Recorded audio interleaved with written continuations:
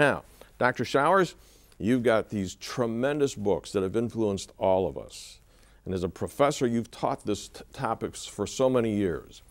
And you have told us in your books and your lectures that if we understand Jewish marriage customs in Jesus' day, and we understand the meaning of the words receive, when Jesus said, if I go and prepare a place for you, I will come again and receive you unto myself, we will realize Jesus was implying an analogy, making a correlation or a comparison between Jewish marriage customs in his own day and his coming to receive his bride, the church, at the rapture.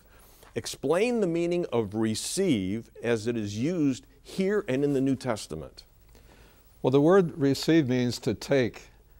And one instance is when Joseph was being concerned about marrying Mary, that God sent an angel to Joseph and said, don't be afraid to take. It's the same word as receive in Jesus' statement, to take Mary as your wife. And so that tied in an analogy right there with the whole concept.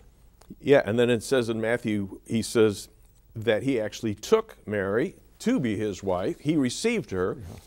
But if this applies to the Jewish marriage customs, as you're saying, and these are the same words that are used in terms of taking a wife to yourself, take us through this, the progression, the steps of what took place between a Jewish young man and a Jewish young woman. What did it take, the steps for them to get married, and then how does this apply to Jesus? The first step was to establish a marriage covenant. And the young man would leave his father's house, would travel over to the home of the prospective bride, and would negotiate with the bride's father on the purchase price of his daughter to be his wife.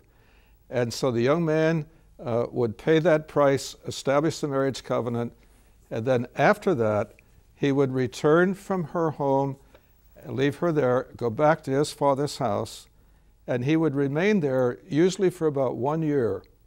And during that year, he's preparing in his father's house living accommodations to which he can bring his bride later on, coming along.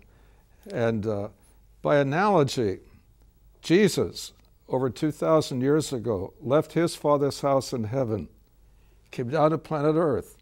One major reason was to receive his bride, which according to Ephesians 5 is the church, And just as the Jewish young man had to pay a purchase price to obtain his wife, Jesus had to pay a purchase price establishing a covenant, just as the young man had to pay a covenant. And the purchase price that Jesus paid was the shedding of his own lifeblood on the cross. Yeah, Paul said in 1 Corinthians, don't you know that you've been bought with a price? Right. Therefore, glorify God on your body. In other words, he's saying Jesus died for you, so the purchase price was the shedding of his blood, and he made the new covenant possible by doing that.